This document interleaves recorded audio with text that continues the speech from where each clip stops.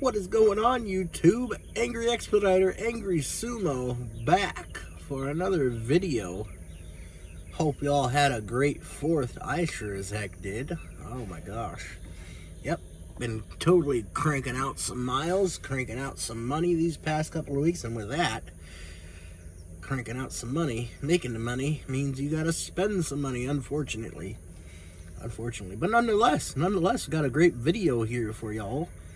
Hopefully you enjoyed your 4th. I sure as heck did. Caught me a load going down south to Louisiana. Was able to stop at the house for a nice little 3-4 days.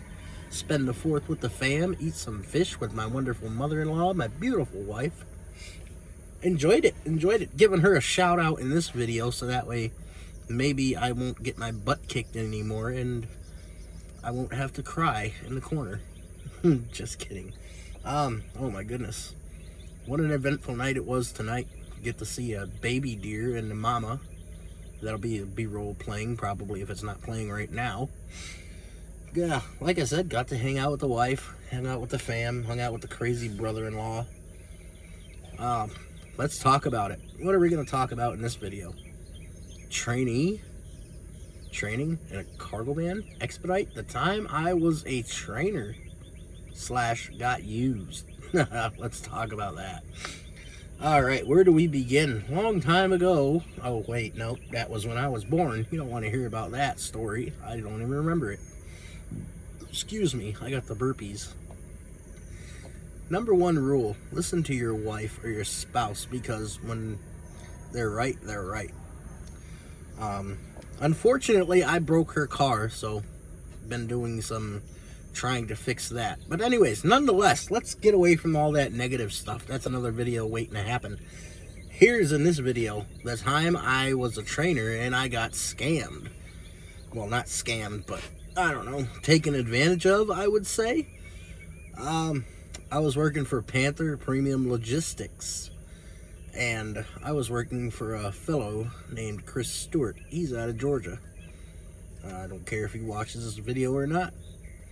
Watch this video go viral and I make a fool of myself on the damn internet. That's what I do nowadays, apparently. But yeah, I was running for him. This was the 2nd time I went back to him, and he was always on me about team driving in a cargo van in this, 12-foot by 5.5-foot space. Not a good idea with 2 strangers, but nonetheless, it happened. I had to go to Dallas, pick up this random stranger, and pretty much carry him along with me in the van that I was in, that I had already had set up for myself. And I picked him up first time. Never met the dude, never talked to him before. Just picked him up, straight to it. Let's go. Let's just roll. I wasn't very happy about it, but I met him. He seemed all right. He got in here. Let me see. Hang on. Sorry, had to wet my whistle. Oop, that comes with a burp. Sorry. Where were we? Okay, so I picked the dude up, and we caught a load coming out of Fort Worth, Texas, going to Arizona. One of my favorite contracts with Panther.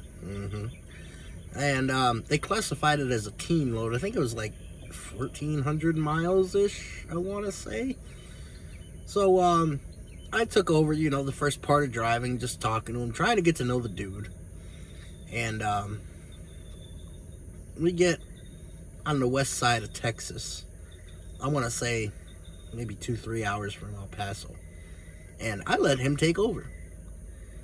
I thought it would be pretty good. Hey, let him drive, let him learn the concept. Supposedly he'd never driven in a cargo van before. I mean, it's not that hard.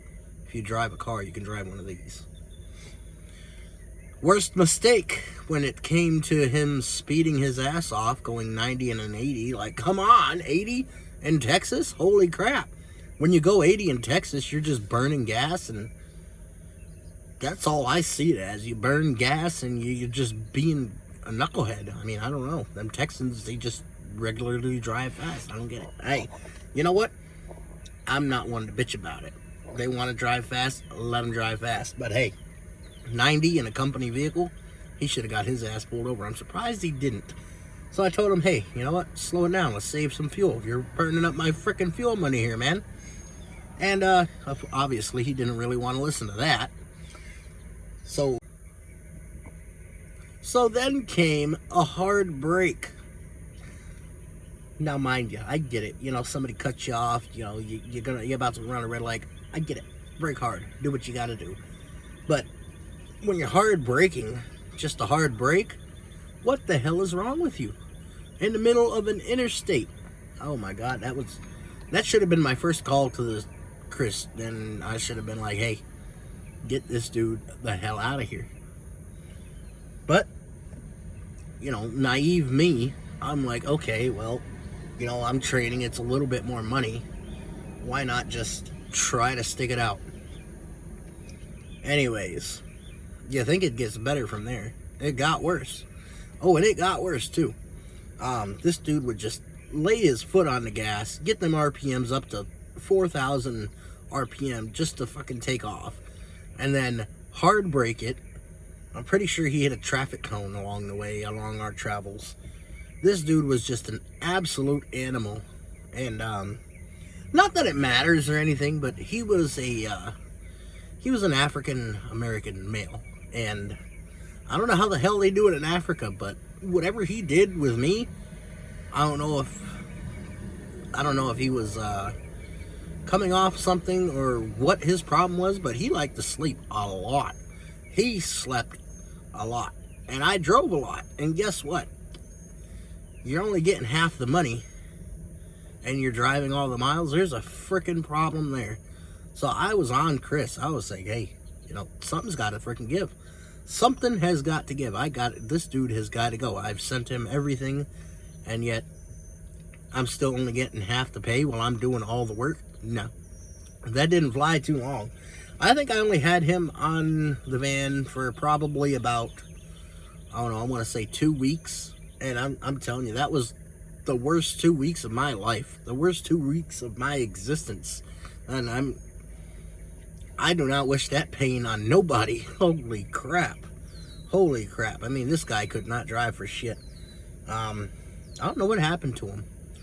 I think he got in trouble. I don't know if he got in trouble or what, but he tried to use my pilot card to buy beer, and doing that out here, that's not a good idea.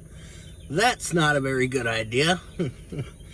Nonetheless, we were on a load coming out of Pennsylvania going to Laredo. I stopped at the house, and he met my family. My family met him. They did not take too kind to him, not whatsoever.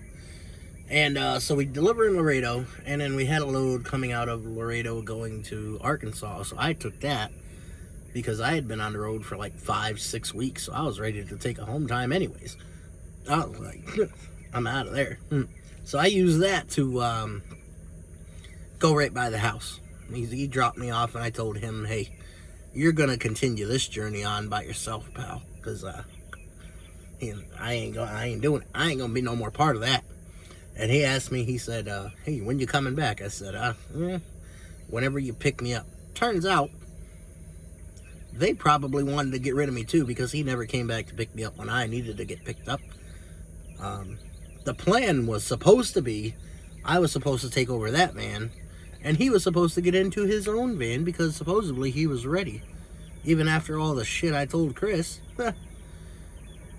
The whole point of the story is,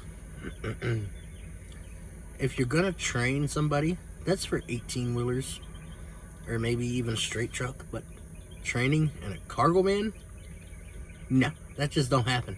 That just don't happen. Yeah, that's all I got for y'all. That's the time I was a trainer / guinea pig. I got to deliver this load in a few hours, so I don't know what I'm gonna do. I'm at a gas station that's closed down, so I guess I'm gonna find some place to hunker down and get this video put together and get it out for y'all. So, peace.